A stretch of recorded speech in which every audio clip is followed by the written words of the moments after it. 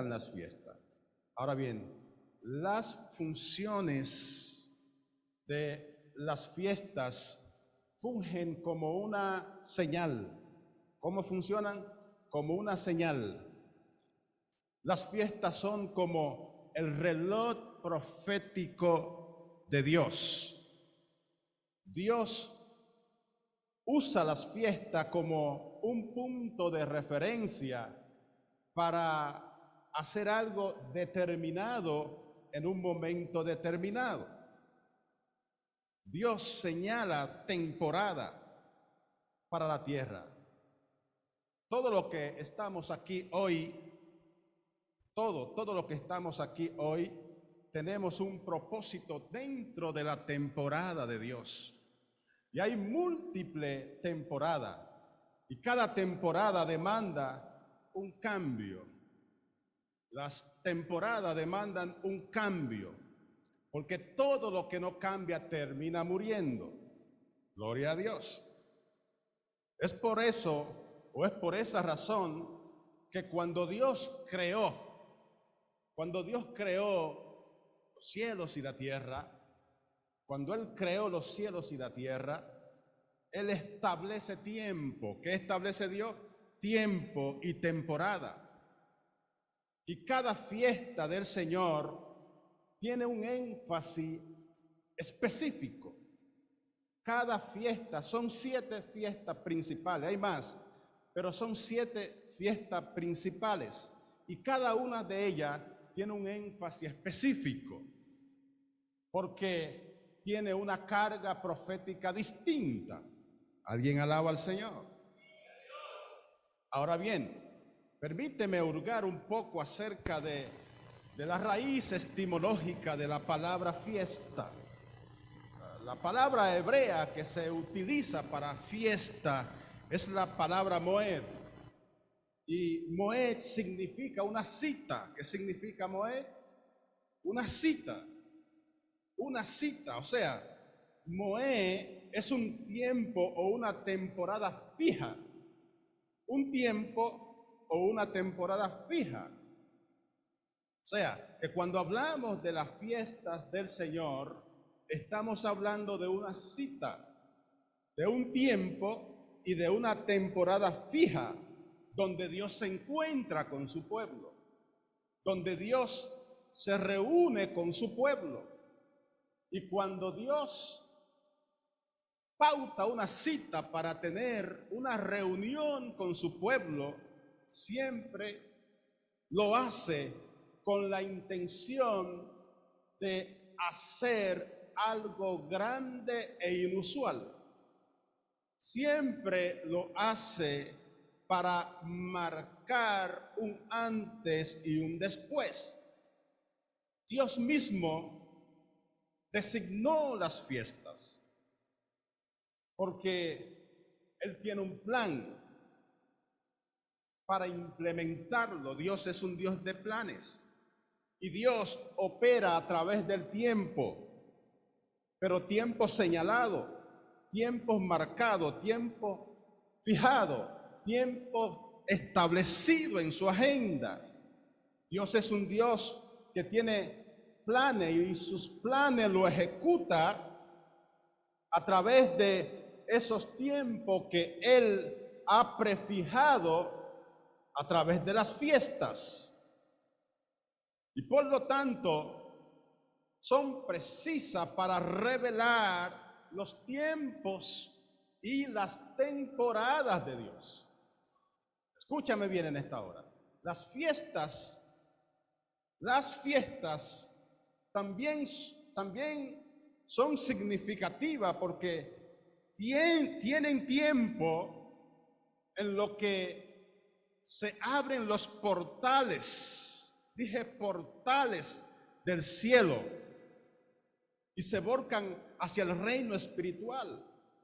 O sea, lo que podemos decir es que estas fiestas, estas temporadas, esas fechas marcadas y establecidas por Dios, cuando cumplen su ciclo, cuando llegan a su tiempo, los cielos se acercan a la tierra y los portales se abren. Entonces, en esos momentos recibimos visitaciones de Dios,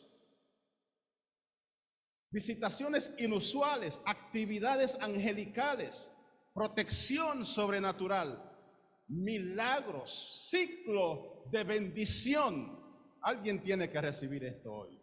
Cumplimiento de las promesas de Dios. Aunque los eventos usuales, o sea, los eventos naturales que nosotros celebramos, pueden tener impacto, pero la idea de la fiesta es que cuando los eventos se dan dentro del ciclo de esas fechas que Dios ha marcado, algo sobrenatural ocurre, algo inusual ocurre. Puertas se abren, milagros ocurren, avivamientos se gestan, porque son fechas, son tiempo, son citas que Dios ha establecido para encontrarse con su pueblo.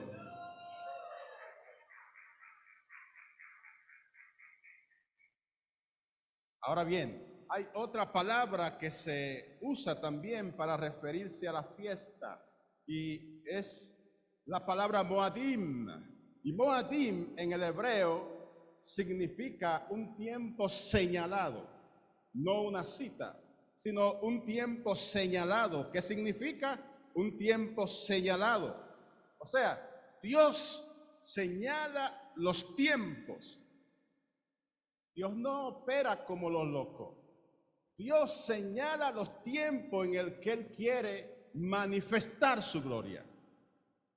Y Moadim es un tiempo señalado, señalado por Dios, marcado por Dios.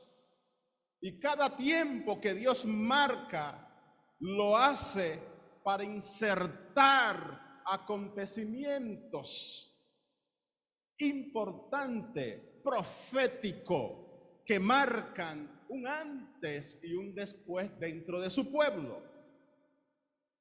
Dios señala tiempo, temporada, para manifestar su gloria.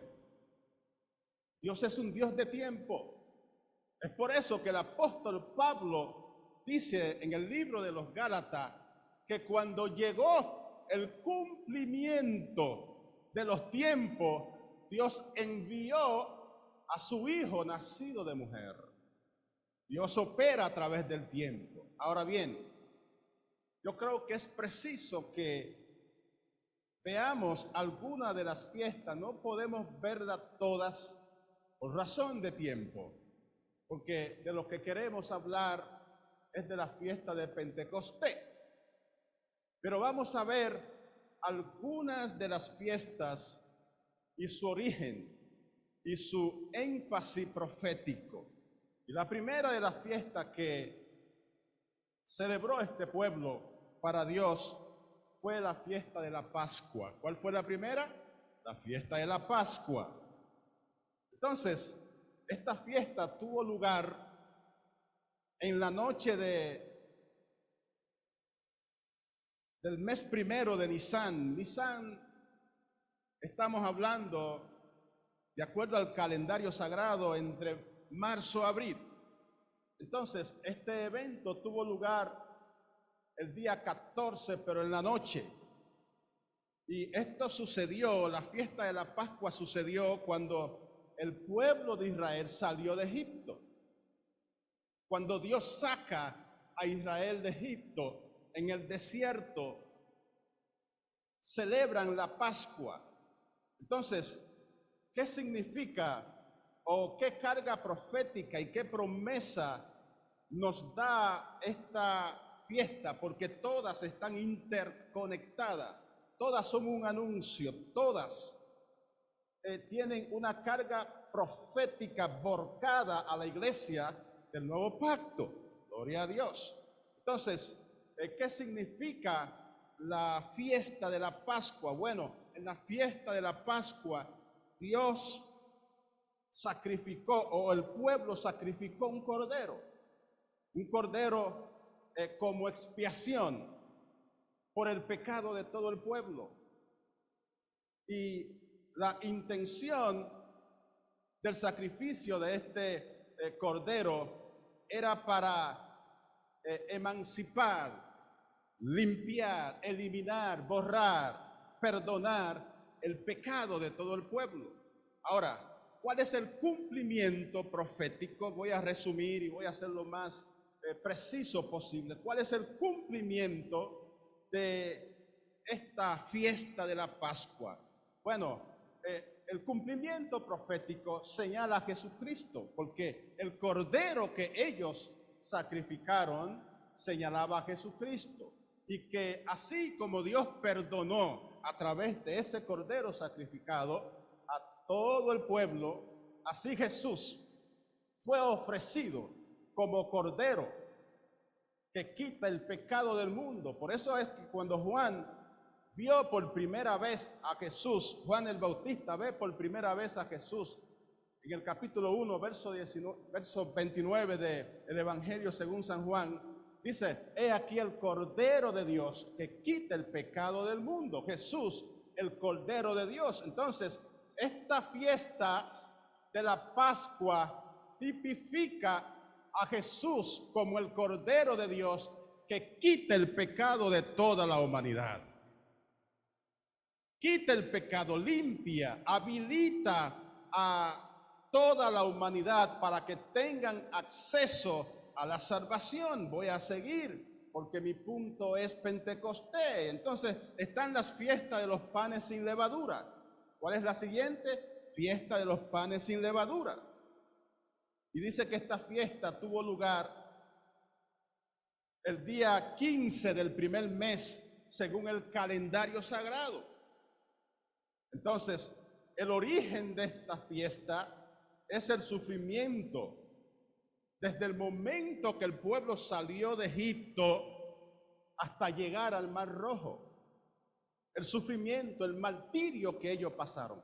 Desde el momento que el pueblo salió de Egipto hasta llegar al Mar Rojo. ¿Y cuál es el cumplimiento profético o la carga profética de esta fiesta? Que así como el pueblo de Israel padeció, sufrió, tuvo situaciones difíciles, de la misma manera la iglesia del nuevo pacto vive situaciones difíciles, situaciones de crisis. Por eso Pedro dice que es necesario que a través de mucha prueba y tribulaciones entremos en el reino de Dios. Entonces, la tercera fiesta, y solo voy a hablar de tres para entonces entrar a Pentecostés. La tercera fiesta es la fiesta de las primicias o de la restauración. ¿Cuál es la tercera? De la primicia o de la restauración. La fecha de esta fiesta es el día 15 del primer mes, día de reposo, el primer domingo. El primer domingo que sigue la fiesta de los panes sin levadura. Entonces, el origen de esta fiesta es la salida de los hijos de Israel del Mar Rojo. Es la salida de los hijos de Israel del Mar Rojo, instruido por Moisés. Entonces, ¿cuál es la promesa de esta fiesta? Bueno, que así como Dios sacó del Mar Rojo al pueblo de Israel, lo hizo pasar por en medio del Mar Rojo y no perecer, así como pasó con ellos, de esa misma forma Jesús murió y resucitó al tercer día como primicia entre los muertos. ¿Alguien está entendiéndome hoy? Resucitó como primicia entre los muertos. Entonces, esa es la conexión profética que tiene la fiesta de los panes o de las primicias con relación a la iglesia. Entonces llegamos a Shavuot, llegamos a Pentecostés. Pentecostés, fiesta del Señor. ¿Qué es Pentecostés? veamos un poquito acerca del trasfondo histórico. El día 50, eso es lo que significa Pentecostés. El día 50, ¿por qué? Porque Pentecostés se celebra justamente el día 50 después de las fiestas de la primicia. Las fiestas de la primicia tenían un ciclo de 7 semanas. Y si usted suma 7 por 7 o multiplica 7 por 7, son 49. Entonces, las fiestas de la primicia duraban exactamente 49 días. Y al día siguiente entonces comenzaba Pentecostés, en el día 50. Entonces, por eso Pentecostés significa 50 días. ¿Qué significa Pentecostés? 50 días. ¿Qué significa Pentecostés? 50 días. ¿Por qué? Porque se celebra 49 días después de las fiestas de las primicias. Ahora bien, Pentecostés era como la clausura de la fiesta. Es como cuando hay una temporada de celebraciones y se escoge un día para cerrar. Pentecostés era la clausura, era el cierre de esas fiestas.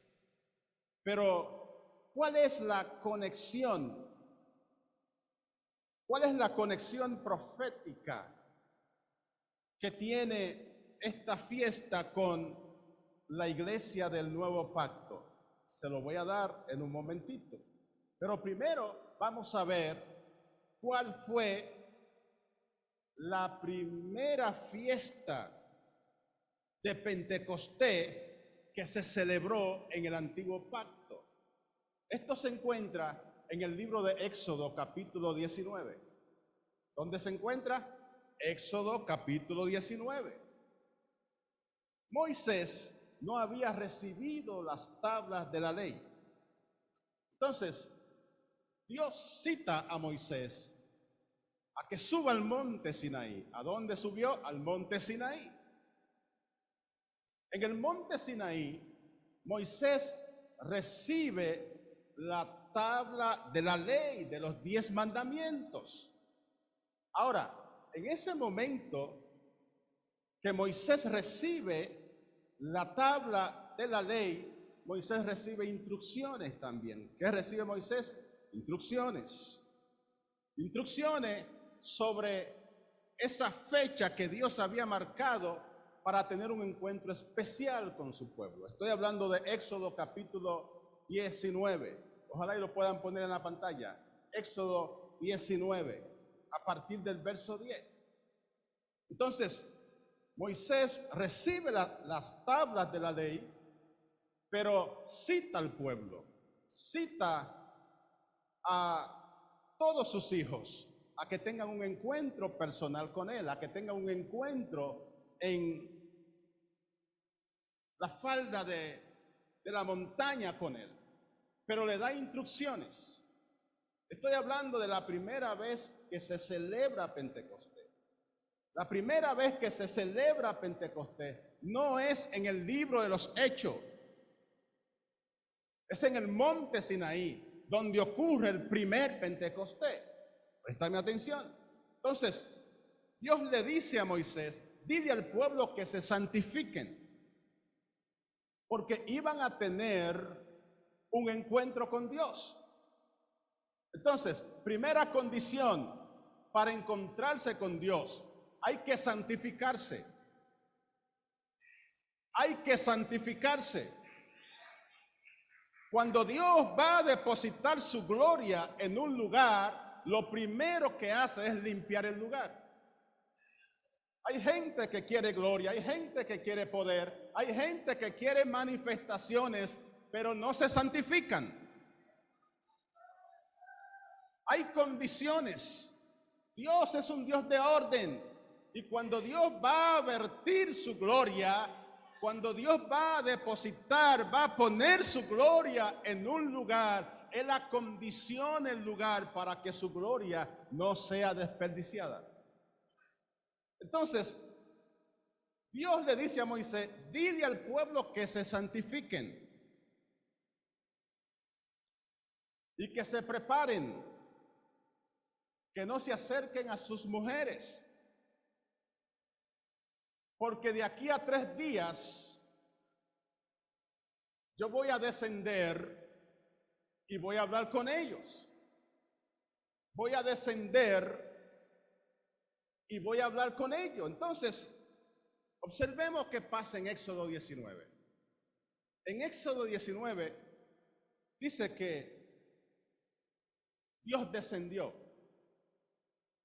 y el pueblo se atemorizó porque hubo una gran manifestación. ¿Qué hubo? Una gran manifestación. Pero en esa manifestación hubieron eventos. Estamos hablando del primer Pentecostés. Lo primero, el monte tembló. El monte tembló. Es imposible estar pasivo e indiferente cuando Dios pone sus pies en un lugar. El monte tembló, Dios descendió y el monte tembló. Lo segundo, hubo humo. Y vamos a comparar todas estas manifestaciones con lo que pasó después en el nuevo pacto. Hubo humo. Dice que hubo humo. La gloria que se posó en aquel monte llenó de humo aquel lugar. Entonces, Dios autorizó, Dios estableció que nadie se acercara al monte porque la presencia era tan fuerte, tan poderosa, que podía matar aún a los animales. Era una gloria espesa. Pero en ese Pentecostés, lo que ocurrió fue que Dios se casó con Israel, porque fue en el escúchame bien, fue en ese momento que Dios le dio la ley a Israel. Era algo para Israel en ese momento, y Dios hizo un pacto con Israel, se matrimonió con Israel y se convirtió en el esposo de ese pueblo.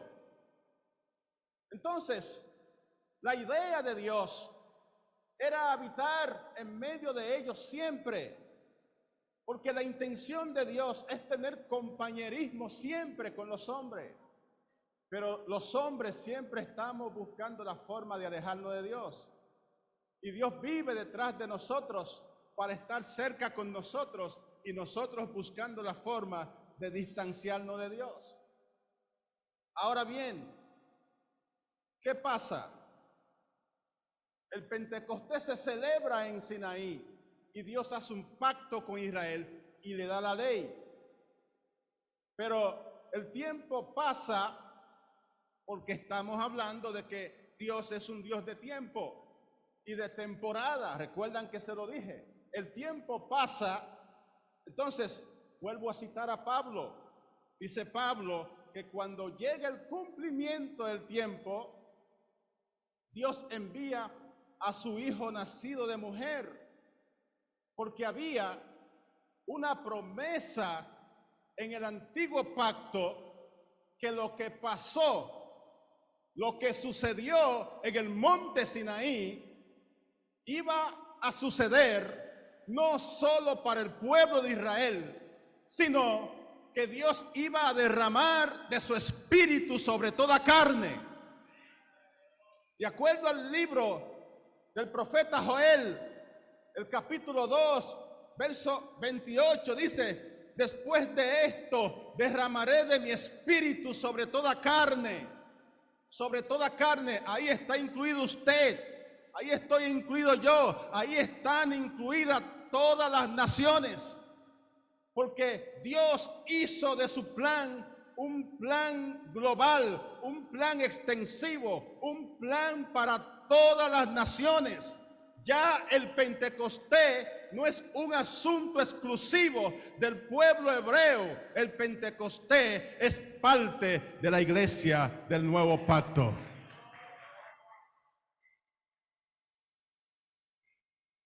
Gloria a Dios. Y es por eso entonces que vemos, gloria a Dios, es por eso que vemos que cuando el ciclo se cumple, cuando el tiempo se cumple, dice el libro de los Hechos en el capítulo 2, verso 1 al 4, cuando llegó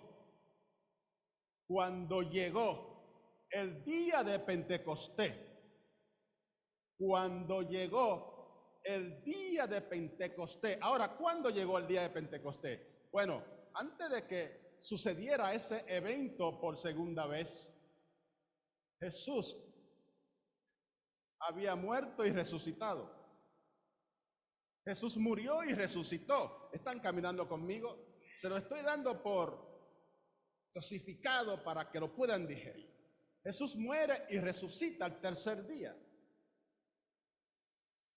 Y cuando Jesús resucita al tercer día, dice que por 40 días, ahí están los números otra vez, 40 días se presentó, libro de los Hechos, capítulo 1, se presentó a sus discípulos, a sus seguidores, con muchas pruebas indubitables por 40 días. Y en el día número 40 lo convocó al monte de los olivos, un monte otra vez, una montaña otra vez.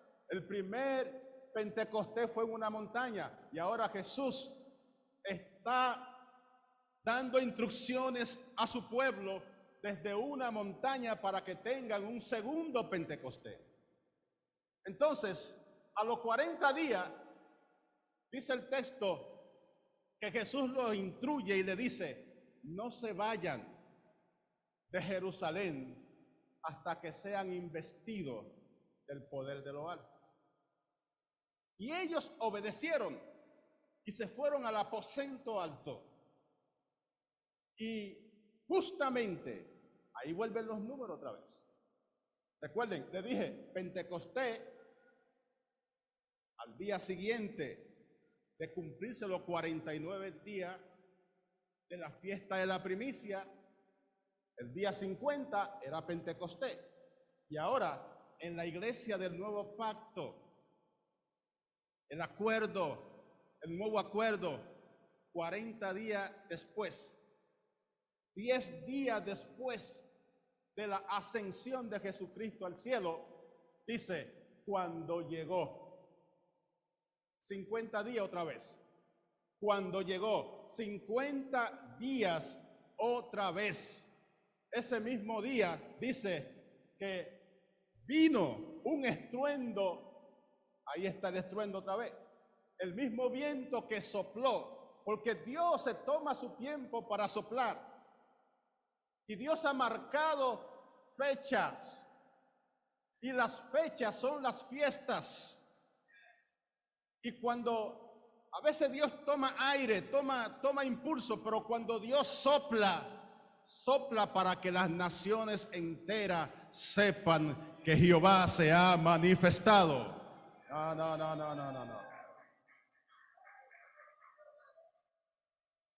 Y pasó de Sinaí al libro de los Hechos, pasó mucho tiempo, pero llegó el cumplimiento del tiempo y Dios volvió a soplar, pero esta vez con mucho más violencia, ya no solo sobre un pueblo, ya no solo sobre una nación en específica. Allí habían muchas nacionalidades, allí habían muchas personas de diferentes lenguas. Y dice el texto que cuando llegó el día del Pentecostés, estaban todos unánime y juntos. Y de repente vino del cielo como un estruendo, Dios tronando otra vez, un estruendo que soplaba, ahí está el viento otra vez, soplaba y llenó la casa donde ellos estaban. Y dice el texto que la casa se llenó de humo. Parece que el humo es una señal de la gloria de Dios. La casa se llenó de humo. Y dice que todos comenzaron a hablar en otras lenguas según el Espíritu le daba que hablase. El cumplimiento de un tiempo marcado, cuando Dios señala, cuando Dios separa, cuando Dios marca una fecha, hay que prestarle atención. Y yo quiero decirles a ustedes hoy que no podemos ser ignorantes tocante a las fiestas hebreas, tocante a las fiestas del Señor. ¿Sabe por qué? Porque esas fechas, esas fiestas nos conectan con los acontecimientos proféticos que hay alrededor del mundo. No podemos ser ignorantes a esto, porque son las fechas que Dios usa para manifestar su gloria. Ahora bien, déjame enseñarte un poquito. Dice que ellos comenzaron a hablar en lenguas según el Espíritu le daba que hablase. Y lo que te voy a decir es que Pentecostés no es una enseñanza. Pentecostés es una experiencia. Hay que vivirlo para poder entenderlo. Pentecostés no es un concilio, no es una denominación, no es el nombre de una iglesia, no es el nombre de una organización. Pentecostés es una experiencia. Hay que vivirlo. Pentecostés es cuando la gloria de Dios viene sobre tu vida y hace la diferencia delante y el después contigo. Hay que vivir esto para poder explicarlo. Por más que yo quiera explicártelo, no puedo. Hay cosas que no se enseñan. Hay cosas que tú tienes que vivirla para aprenderla. Y Pentecostés es una de esas experiencias. El bautismo en el Espíritu Santo es lo más poderoso que tiene la iglesia. Escúchame bien, cuando alguien experimenta esa experiencia, su vida jamás vuelve a ser la misma, porque es la gloria de Dios que se mete en tu corazón. Es la gloria de Dios que se mete en tus huesos y es algo que nadie puede resistir. Que alguien adore al Señor hoy.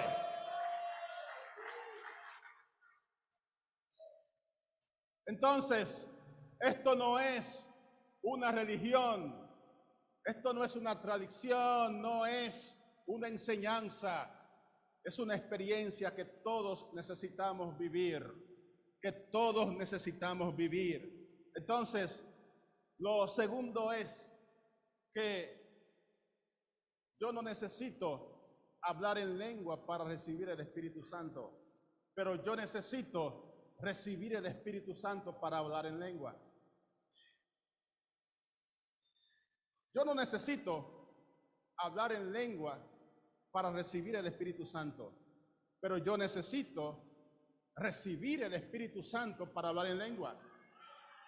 Porque el que da las lenguas es el Espíritu. ¿Sabe qué dice el texto? Que ellos todos hablaban en lengua según el Espíritu le daba que hablasen. Cuando Dios se mete en tu vida, oye, se va la timidez. Cuando Dios se mete en tu vida, hasta el lenguaje te cambia el acervo, te cambia el vocabulario, cambia tu forma de pensar, cambia tu forma de concebir las cosas. Comenzaron a hablar en otras lenguas según el Espíritu le daba que hablase. Entonces, lo siguiente que vemos en el libro de los Hechos, en el capítulo 2, es que dice que ellos comenzaron a magnificar a Dios. Comenzaron a magnificar a Dios. ¿Por qué? Porque cuando la unción baja, cuando la unción desciende, trae avivamiento. Cuando la unción desciende, trae un mover. La unción nos aviva. La unción nos mueve. La unción nos sacude. La unción de Dios. Mira, yo no concibo la iglesia sin la unción. Necesitamos la unción para hacer una iglesia dinámica. Necesitamos la unción para convertirnos en una iglesia poderosa y que el diablo respete. Escúchame bien.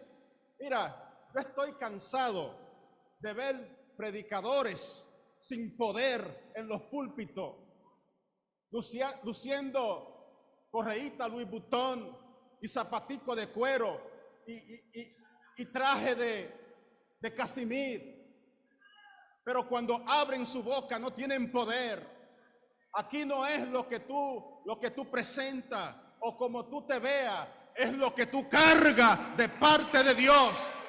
Eso es Pentecostés. Eso es Pentecostés, poder de Dios. Cuando hablamos de Pentecostés, estamos hablando de la esencia de Dios en la iglesia, del poder de Dios en la iglesia. Gente sin poder, presumiendo. Hay que volver a Pentecostés. Hay que volver al aposento alto. Hay que volver a buscar a Dios. Oh, mi anhelo es que cada culto que celebremos en esta congregación sea un Pentecostés. Que cada culto que celebremos en este lugar tengamos manifestaciones de Dios. No, hombre, no, si vas a aplaudir, aplauda para la gloria de Dios.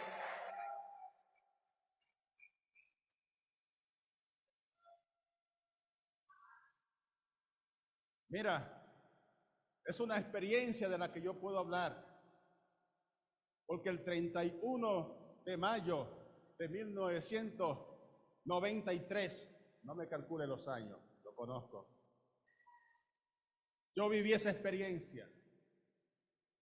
Saliendo de las aguas, ese mismo día me bautizaron en las aguas, en el nombre de Jesucristo para perdón de mis pecados, y ese mismo día viví esa experiencia. Dios me cambió la vida. Esto te cambia. Los que no han experimentado esto, búsquenlo y se van a acordar de este día. Esto te cambia. Esto no es un cuento. Esto no es una historia. Esto no es un invento de un predicador. Es la esencia misma de Dios funcionando en la iglesia. Es el Espíritu en emanación, trabajando en la iglesia. Entonces, veamos el Espíritu Santo en alguna de las iglesias del Nuevo Testamento. Veamos al Espíritu Santo en alguna de las iglesias del Nuevo Testamento. Por ejemplo, la iglesia de Éfeso fue una iglesia llena del Espíritu Santo. Hechos capítulo 19, verso 5. Dice, cuando oyeron esto, fueron bautizados en el nombre del Señor Jesucristo. Y habiéndole impuesto Pablo las manos, vino sobre ellos el Espíritu Santo y hablaron en lengua y profetizaron. Estamos hablando de la iglesia de Éfeso. Y eran por todos 11 hombres. Todos fueron llenos del Espíritu Santo. ¿Qué pasó con la iglesia de Cornelio? Cornelio con su gente. Hechos capítulo 10. Verso 44, dice que mientras aún hablaba Pedro estas palabras, el Espíritu Santo cayó sobre todo lo que oían el discurso, y los fieles de la circuncisión, es decir, los hebreos, los judíos, los fieles de la circuncisión que habían venido con Pedro, se quedaron atónitos de que también sobre los gentiles se había derramado el don del Espíritu Santo, porque los oían que hablaban en lengua y magnificaban a Dios. La iglesia en Samaria también vivió la experiencia del Espíritu Santo. La iglesia en Samaria, Hechos capítulo 8, verso 17, dice: entonces les imponía las manos y recibían el Espíritu Santo. Recibían el Espíritu Santo. La iglesia en Antioquía de Siria, porque habían dos Antioquías. En Antioquía de Siria dice que allí en esa iglesia el Espíritu Santo se movía porque habían profetas y magnificaban a Dios. Y usted me va a decir a mí que esto es una historia, pero déjame traerte a eventos más cercanos. Calle Azusa, 1906, de la era actual. Un predicador de tez negra llamado William Seymour, le faltaba un ojo, no veía, pero era un hombre apasionado y hambriento por Dios. Y este hombre reunía gente de todas las nacionalidades en Azusa Street, porque la gloria de Dios se mudó en aquel edificio de madera. Y cada vez que este hombre se paraba en un púlpito, no como este, sino de madera, para enseñar la palabra de Dios, había un Pentecostés, había un derramamiento del Espíritu Santo. Pentecostés, año 1906, hizo un gran trabajo porque era la era de la segregación racial. Pero en ese lugar de Azusa Street se reunían los negros con los blancos, se reunían los asiáticos con los latinos, se reunían todas las nacionalidades para adorar al Rey de Reyes y Señor de Señores. Porque eso es lo que hace Pentecostés: rompe la barrera racial, rompe las diferencias entre nosotros. Ustedes saben por qué hay tanto problema en el mundo, porque hace falta la gloria de Dios. Y la iglesia tiene que levantarse y volver a Pentecostés para que Dios establezca orden en esta tierra. Que alguien adore al Señor hoy.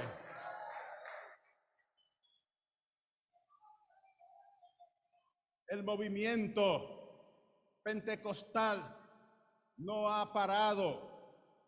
El movimiento pentecostal no ha parado, no ha cesado. Avivamiento en Argentina, avivamiento en Gales, Azusa Street, avivamiento en Florida. Y ese avivamiento de Norteamérica pasó a Puerto Rico, y de Puerto Rico pasó a República Dominicana por la parte este, de donde yo soy. Allí se formó tremenda fiesta para Dios. Pentecostés. Estamos hablando de poder, no de un grupo religioso. Por favor, sáquese eso de la cabeza. Ay, yo soy pentecostal. Ay, yo pertenezco a la corriente pentecostal. Sí, usted pertenece a la corriente pentecostal. ¿Y qué? ¿Dónde está el poder? No. Muéstrame tu poder y después me dice que eres un pentecostal.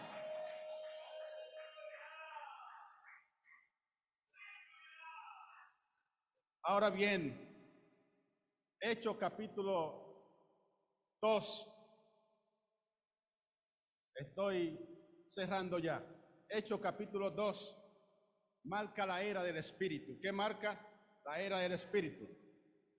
La era del Espíritu. O sea, esa era no se ha cerrado, no ha terminado. Estamos en la era del Espíritu. Ahora mismo estamos en la era del Espíritu, porque en el capítulo 2 Pedro dice, a partir del verso 41, dice Pedro: porque esta promesa es una promesa, es para ustedes, para sus hijos y para todo cuanto el Señor nuestro Dios llamare. Y todos los que estamos aquí somos llamados por Dios. Así que, si tú no has recibido el bautismo del Espíritu Santo, es una promesa que Dios ha reservado para ti. Y hoy, no mañana, hoy es un día que Dios ha marcado, es un tiempo señalado, es una cita con Dios, es el Moadim de Dios, una cita, porque tenemos una cita con Jehová de los ejércitos hoy es tu Pentecostés. Dios marcó este día para que tú vivas la experiencia del Pentecostés. No la dogma, no la enseñanza, no la tradición, no, la experiencia del Pentecostés. Así que en esta hora, todo lo que anhelen esa experiencia, les voy a hacer un llamado, que corran aquí al altar conmigo. Corran aquí al altar conmigo. Todo lo que anhelan esa experiencia, todo lo que desean ser bautizados, todo lo que anhelan y desean vivir esa experiencia del monte Sinaí, todo lo que desean vivir esa experiencia del capítulo 2 de los Hechos, corran aquí al altar conmigo. Pónganse de pie, por favor.